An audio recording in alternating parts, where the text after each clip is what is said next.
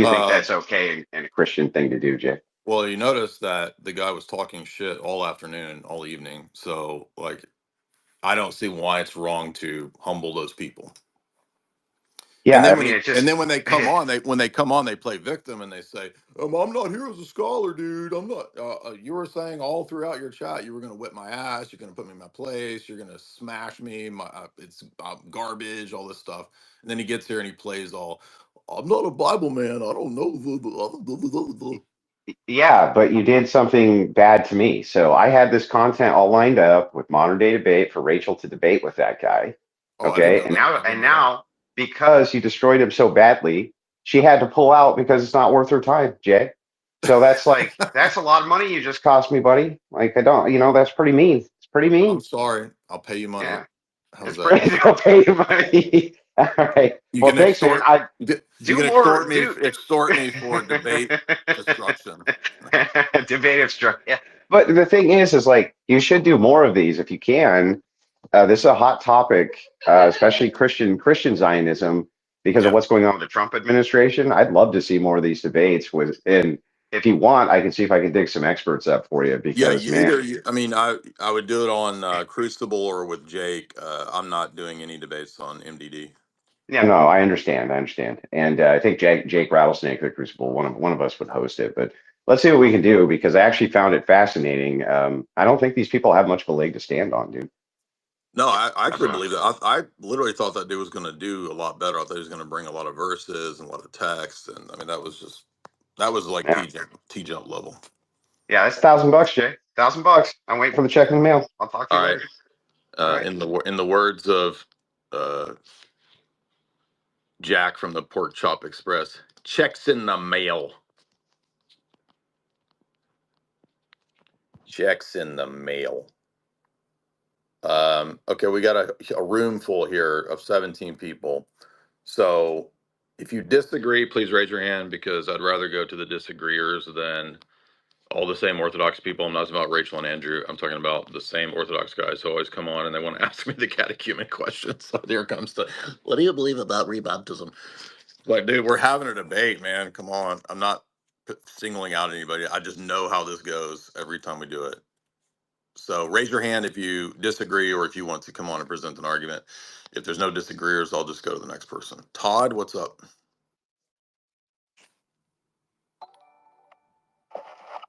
Hey, what you said about like Jews not existing, I'm not making that point, but I do think I'm always curious, even of how like a Christian Zionist defines a Jew.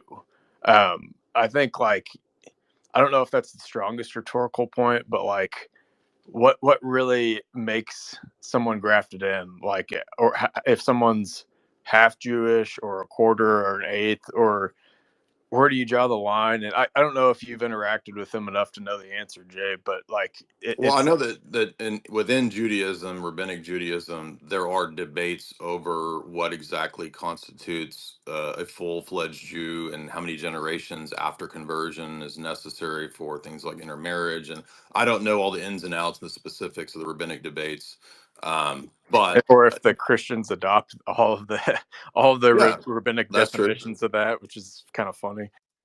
Yeah, that's true too. And I mean, there was a Jewish guy that called in the other night, and he was pointing out how there's all sorts of squabbles amongst the Mizrahi and the Sephardi and the Ashkenazi and the fourth one. I forget the name of the fourth one, but they're always fighting, and there's all these squabbles. And the internal politics of Israel too are funny because if you listen or read any of the liberal side of Jews, even liberal Israeli Jews, they will often criticize the Likud, and many of them are not specifically religious, although they might be Zionists or nationalists. And so, from an evangelical or Protestant perspective or whatever, like, well, how does that person count if they're an atheist? It just doesn't make any sense Yeah, I mean, it'd be from their really hard. from an evangelical perspective. I'm Yeah, saying. it'd be really hard for an evangelical. Like, I don't know anyone that traces, your average Ashkenazi Jew back to Christ, much less to Abraham. So even just breaking that link, it's like I don't think they have an ethnic connection. So I don't know how. I mean, this idea of their covenant just I don't have any idea what it's based on. It's not religion, and I don't I'm just assuming they don't know enough to even know that there is no ethnic connection between Christ and what we consider a Jew today. Well, I don't know if there's no ethnic connection. I think that there is probably amongst Sephardic or something like that, probably some kind of ethnic connection. But Probably a Judaism is connection, also but I think it's hard to even validate that. I would think you would want to know for sure who is or who isn't a part of this promise. Otherwise, it's kind of useless to not. I well, mean, but see, what I'm saying is that when you look at, for example, after the apostolic period, when you read any of the church fathers, say for the first millennium, none of them considered Jews in their day as not Jews. Okay, so this is when we're getting to even the codification of what we call rabbinic Judaism, as they're codifying the Talmud in fourth, fifth, sixth centuries. This is prior to even Maimonides. Like, you have the church fathers across the board still considering Jews to be Jews. That's never in question.